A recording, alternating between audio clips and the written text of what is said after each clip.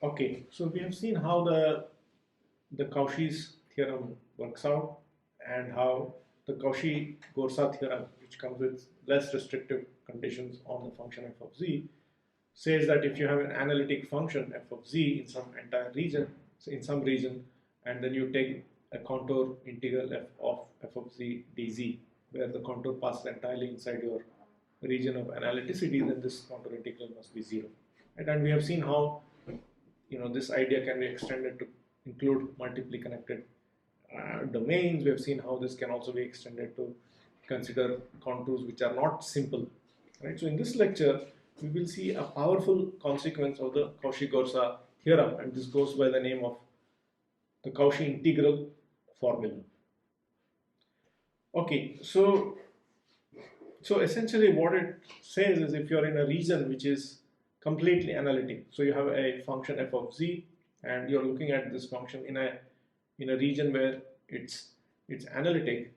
So basically what Cauchy's integral formula manages to tell us will give us a prescription for evaluating this function at any point in terms of the value of this function in a neighborhood around this, right? So you can write down the value of this function as a contour integral over a path which surrounds it, right, which does not even pass through this point. So in fact, somehow analyticity is a property where the value of your function, at any point is connected to its values in the neighborhood, right? So we have seen this, and we will see other consequences also of analyticity. So analyticity is a rather involved constraint. So we have seen how the derivative, if it is defined, it must be defined in the same way regardless of the direction in which you take the limit, and somehow this has consequences for how the value of this function at any point is connected to its values in its neighborhood, right? So that comes out in a very beautiful way in the Cauchy integral formula. So let's look at what the Cauchy integral formula is. So if you have a function f of z which is analytic everywhere inside and on a simple closed contour C taken in the positive sense, if z0 is any point in the interior of C, then f of z0 is nothing but 1 over 2 pi I contour integral over C in the positive sense, f of z divided by z minus z0 dz. So observe that all that is happening on the right hand side is over a contour which is around this point. So there is a way to get at the value of a function at a point z0 by looking at the same function itself in the neighborhood, right? That's what this integral formula tells us, and it gives you a very precise prescription for evaluating this. And this contour is actually quite general. It does not have to be very close by. It can be quite far away as long as it's within this region of analyticity. Okay, so let's see how this comes about. The Cauchy integral formula is is actually a direct consequence of the Cauchy-Goursat theorem, and in fact we will also make use of how you have the ability to deform contours, right? So that's something that we will also look at. So let's see how this comes about. Suppose we consider some small circle C0 of radius epsilon, which we are immediately, when we put something like epsilon, we think of this as a small circle, which in fact take the infinitesimal limit of this in a moment.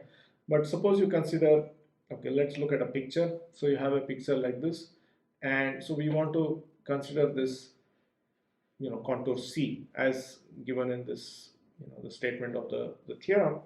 But suppose we connect it to a contour integral around z0. Z0 is a point of interest. Your function f of z is analytic at that point z0. But suppose you consider a contour c0 which is a tiny circle, right, or a circle of radius epsilon around this point z0.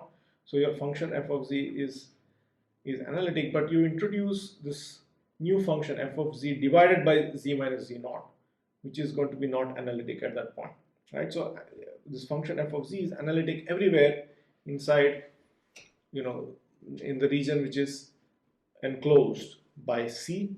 Therefore, at z0 for sure it is analytic, but f of z divided by z minus z0 is not analytic at the point z minus z0, because that's your construction. You have sort of artificially created a singularity at that point.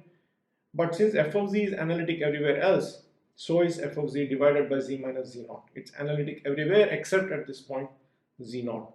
Therefore, so by this principle of deformation of paths, we can immediately say that this contour integral over c of this new function f of z divided by z minus z naught dz is equal to contour integral over c naught f of z divided by z minus z naught dz. Right? So we have some, arguably, or in principle, very complicated contour C.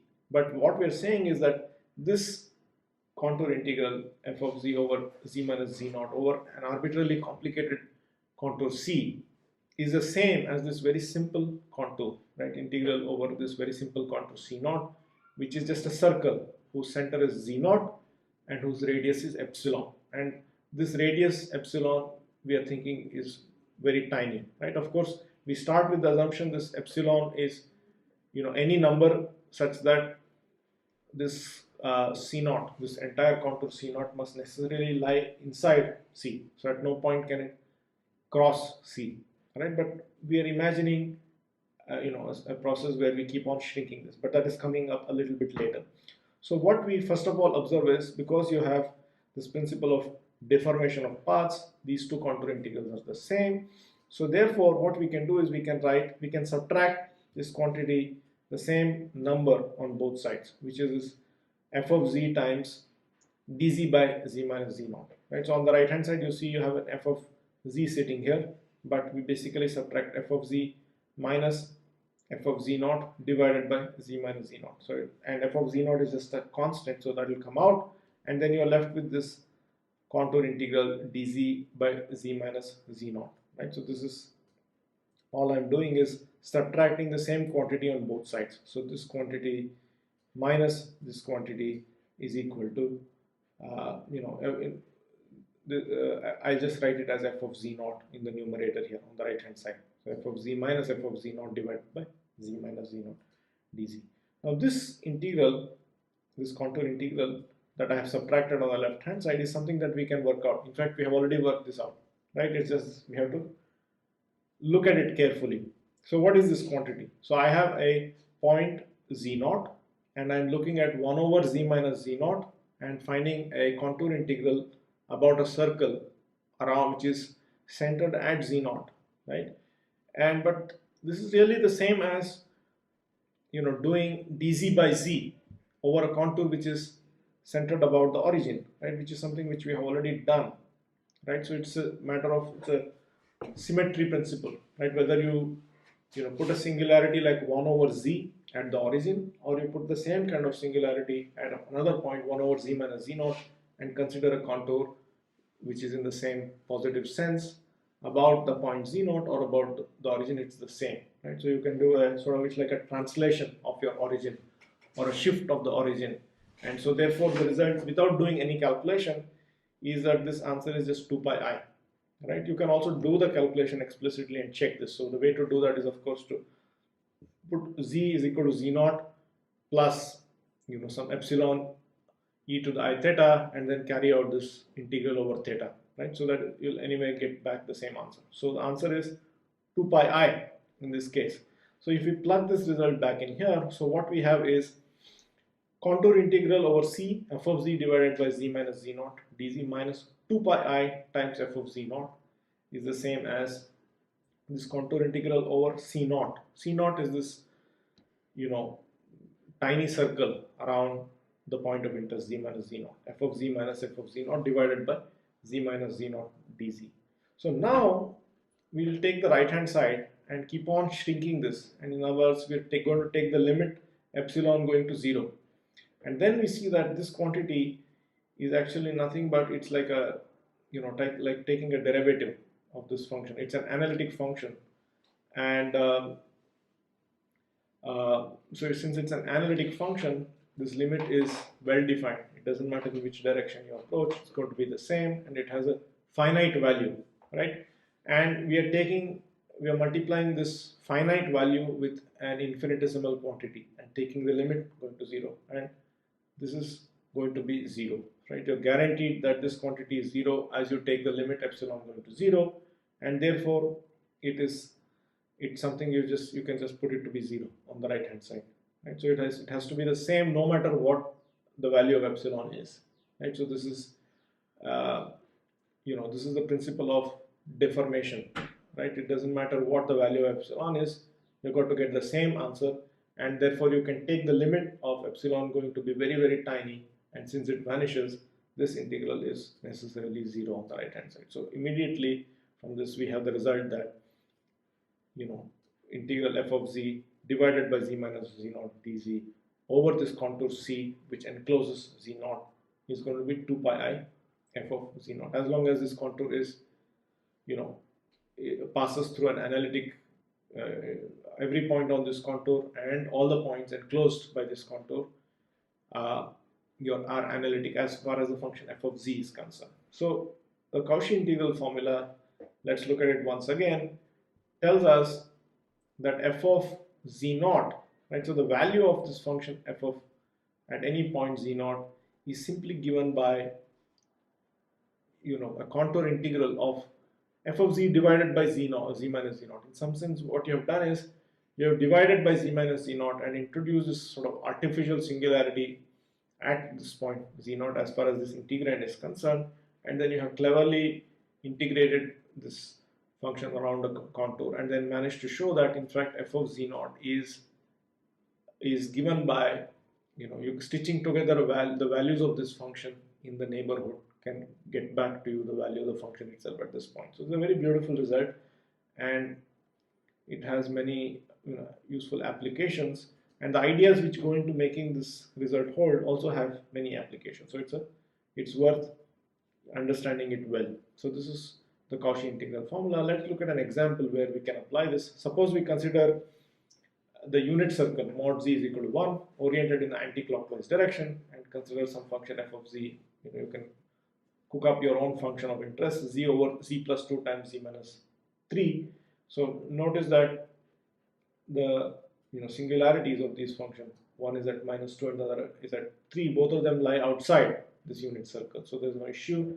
So f of z is analytic on and within C, therefore the Cauchy integral formula holds. So at random you can pick any point within this region which is enclosed by mod z is equal to 1. Suppose we pick z naught equal to half, and then if we apply the Cauchy integral formula, then we have this integral contour integral of z over z plus 2 times z minus 3. Then we also have to divide by z minus half because I have picked z naught to be half. Then this is going to be equal to 2 pi I times f of half, right? But f of half is half divided by half plus 2, which is 5 by 2, and then half minus 3, which is minus 5 by 6. Then if I do the algebra carefully, it's just minus 12 over 25 pi I. So you should check this. And so this is just an example where we directly plug it in, but you have to be careful about choosing your region of analyticity carefully. If your function has to be analytic entirely on this contour and all points which are enclosed by this contour, and then the Cauchy integral formula holds. Okay, that's all for this lecture. Thank you.